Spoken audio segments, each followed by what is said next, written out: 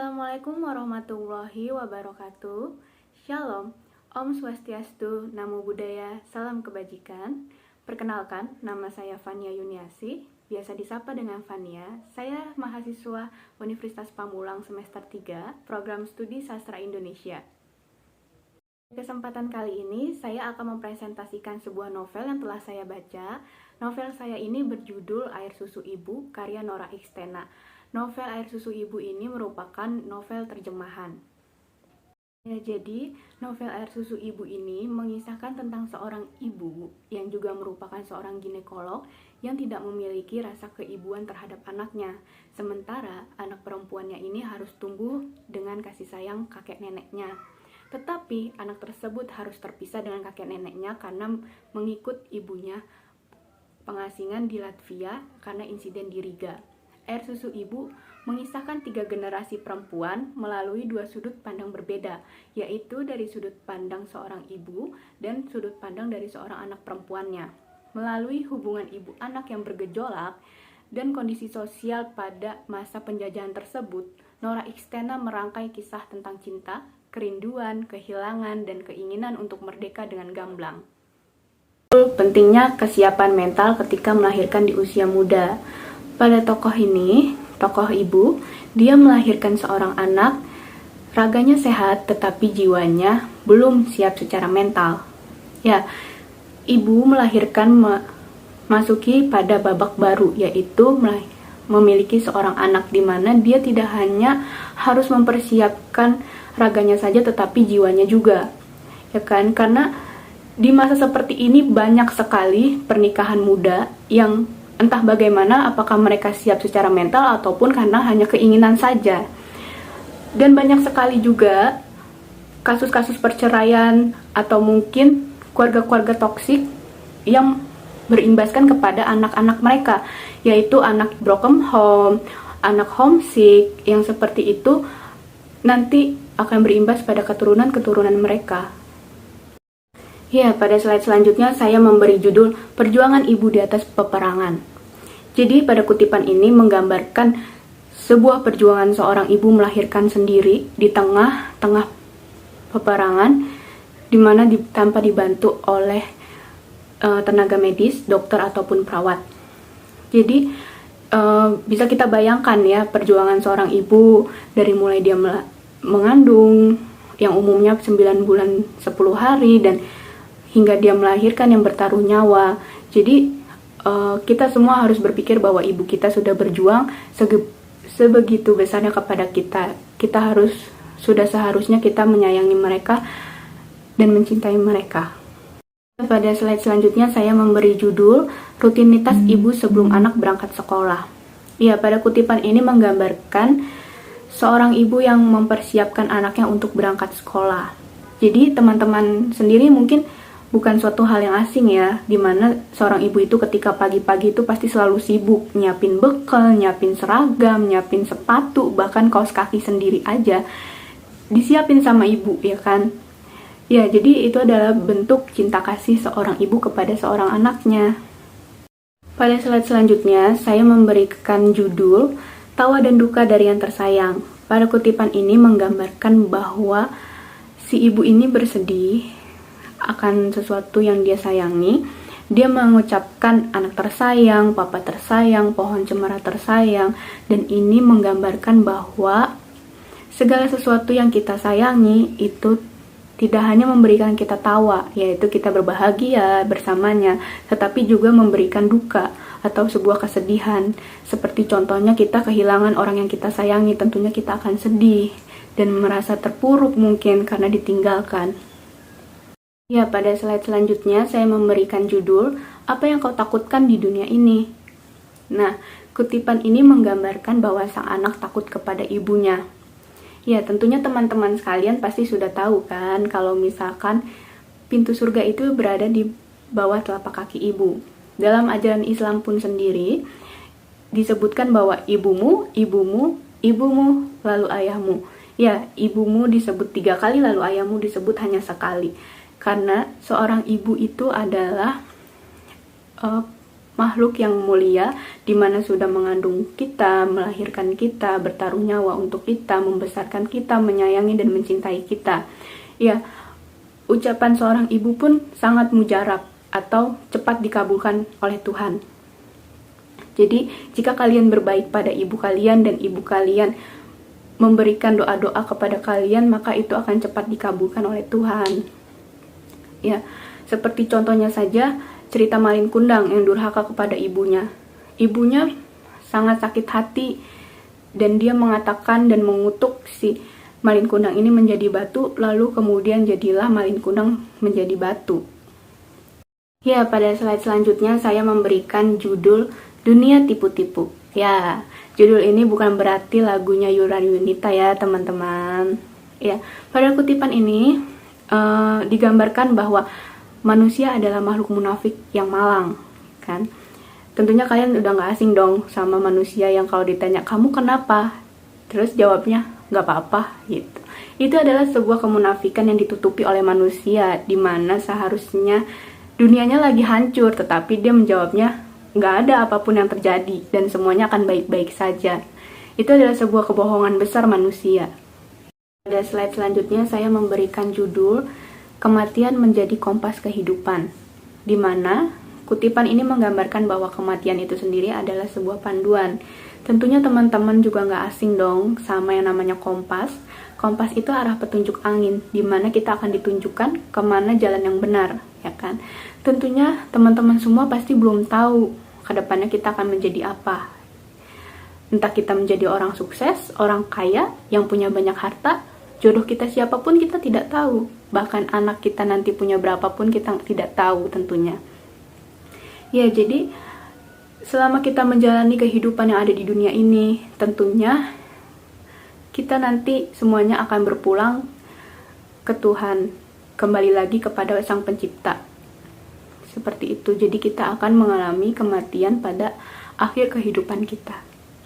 Slide selanjutnya ini saya berikan judul Hidup Sangat Membosankan. Nah, pada kutipan ini sendiri menggambarkan bahwa kehidupan itu berayun ke kanan, berayun ke kiri, ya kan? Tentunya teman-teman semua pasti merasakan kehidupan itu kadang sangat membosankan, karena siklusnya adalah nanti kita senang, nanti kita sedih, nanti kita punya uang, nanti kita nggak punya uang, ya kan tentunya. Jadi hidup itu sebenarnya kalau kita rasakan sangat membosankan. Kita akan berayun ke kanan, berayun ke kiri, ya layaknya kita bermain ayunan. Selanjutnya ini saya berikan judul Betapa Bodoh Dunia. Ya, slide ini menggambarkan bahwa kita yang sudah dilahirkan itu harus hidup, dan itu sesuatu yang tidak masuk akal. Tidak masuk akalnya kenapa? Karena kita tidak minta dilahirkan, kita tidak minta berada di dunia ini. Itu semua adalah kekuasaan Tuhan.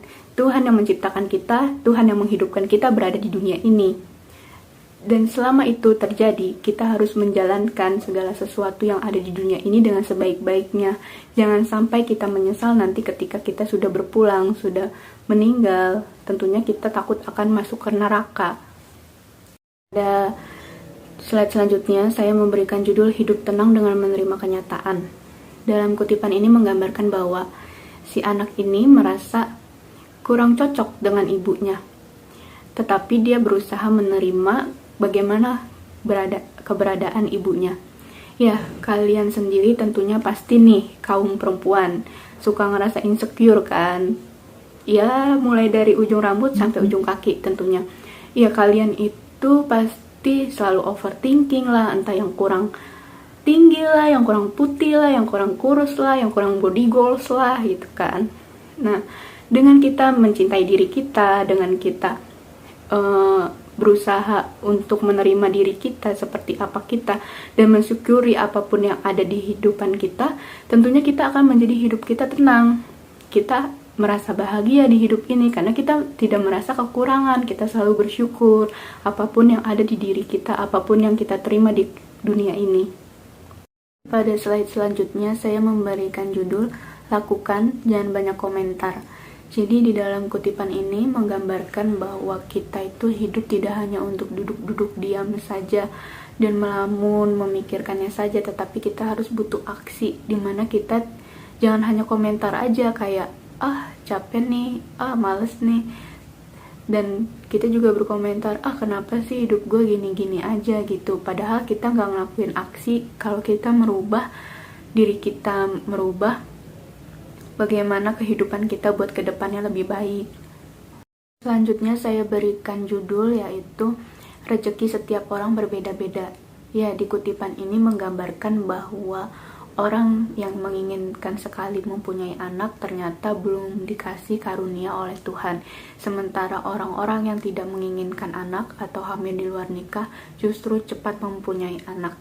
Ya, jadi bahwasannya adalah rezeki setiap orang itu berbeda-beda. Karena di dunia ini terjadi juga kesenjangan sosial, yaitu antara si miskin dan si kaya. Tentunya hal itu sudah menjadi bukti bahwa rezeki setiap orang itu berbeda-beda. Dan bahkan jika kita simpulkan dengan jumlah anak pun, setiap orang pun mempunyai anak yang berbeda-beda jumlahnya. Ada yang 2, ada yang 3, bahkan ada yang 10, bahkan ada yang cuma 1, ya kan. Ya itulah, karena rezeki setiap orang itu sudah ada takarannya masing-masing dari Tuhan. Ya, pada slide selanjutnya saya memberikan judul apa sih patriarki itu.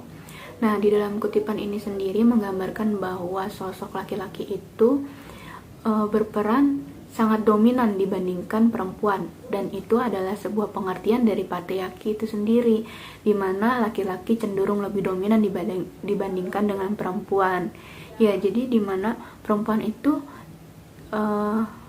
seperti budak para laki-laki, yang laki-laki itu sendiri tidak peduli pada perempuan itu, entah mereka merasakan sakit atau apapun akibat aborsi. Yang penting adalah dirinya sendiri, bahwa dia tidak mau repot tentang permasalahan-permasalahan yang ada pada kaum perempuan tentunya. Pada slide selanjutnya, saya memberikan judul kenyataan tak sejalan dengan mimpi. Ya, pada kutipan ini digambarkan bahwa mimpi adalah mimpi dan kenyataan adalah kenyataan, kan?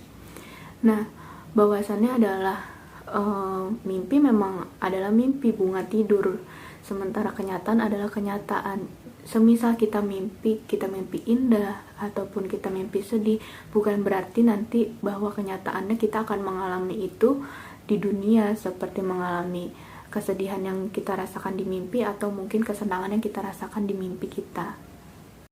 Ya, pada slide selanjutnya saya memberikan judul mengikhlaskan kepergian. Ya, dari kutipan ini sendiri menjelaskan bahwa kita harus memaafkan yang mati atau yang sudah meninggal. Ya, tentunya mungkin orang-orang yang sudah berpulang, sudah meninggal itu mungkin meninggalkan rasa sakit hati di kita, atau mungkin selama ini dia berbuat jahat kepada kita, atau kurang baik, ataupun kurang menyenangkan. Dan semua itu adalah harus kita maafkan, bahwa kita harus menerima bahwa orang tersebut sudah tidak ada di dunia ini, dan sudah semestinya kita memaafkan orang yang sudah tidak ada di dunia ini. Pada slide selanjutnya saya memberikan judul yaitu hidup ini hanya sementara. Pada kutipan tersebut menggambarkan bahwa semua orang yang dikira abadi itu nyatanya dia mati. Ya, bahkan di dunia ini, maupun dia orang kaya, maupun dia pejabat, maupun dia presiden, sekalipun dia bisa menyogok yang namanya malaikat pencabut nyawa, sudah pasti dia akan tetap mati, karena itu sudah kehendak ilahi, di mana akhir dari perjalanan kita di dunia ini adalah kematian. Pada kutipan selanjutnya ini saya memberikan judul kau tahu rasanya hampa. Ya, pada kutipan ini menggambarkan bahwa dia dikelilingi oleh orang-orang yang mencintai dia, tapi dia tidak merasa dia hadir di sana. Ya, tentunya orang-orang, bagi mereka yang mengalami gangguan psikis, mungkin mereka hidup di dalam orang-orang yang mencintai mereka, tetapi mereka tidak akan merasakan itu, karena dia hanya merasakan bahwa dunianya ini sudah ingin berakhir dan dia ingin mengakhiri dunianya. Jadi dia merasa hampa, dia merasa bahwa gak ada yang sayang sama dia, gak ada yang cinta sama dia, gak ada yang peduli sama dia. Jadi itulah yang dialami orang-orang yang mengalami gangguan psikis, mereka akan merasakan sebuah kehampaan. Pada slide selanjutnya saya memberikan Judul Usia Bukan Tolak Ukur Kedewasaan. Ya, pada kutipan ini digambarkan bahwa putrinya yang mungkin masih berusia belia bisa menoleransi ketidakhadiran ibunya dengan sabar. Ya, tentunya sebuah kedewasaan itu tidak diukur atas usia. Kalau memang dia mungkin udah berusia orang dewasa tetapi tingkahnya masih anak kecil, berpikirannya seperti anak kecil, tentunya dia bukan termasuk orang yang sudah dewasa, atau mungkin dia dikatakan tidak memiliki kedewasaan. Sementara anak-anak yang mungkin masih dalam usia belia tetapi dia memiliki pemikiran yang dewasa, itu sudah pasti mereka memiliki sebuah kedewasaan dari cara pola pikir mereka. Pada slide selanjutnya saya memberikan judul Masa Lalu Biarlah Berlalu.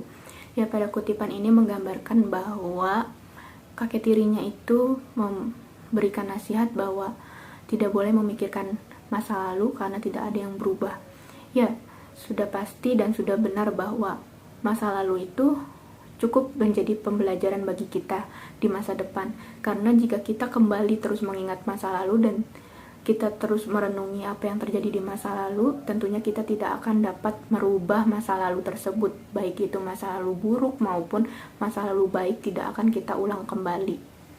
Pada slide ini saya memberikan judul Kejarlah Apa Yang Kau Inginkan.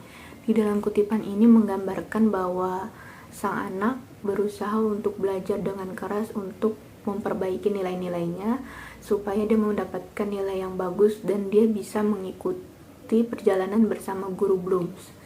Ya, tentunya teman-teman sekalian pastinya memiliki sebuah pencapaian.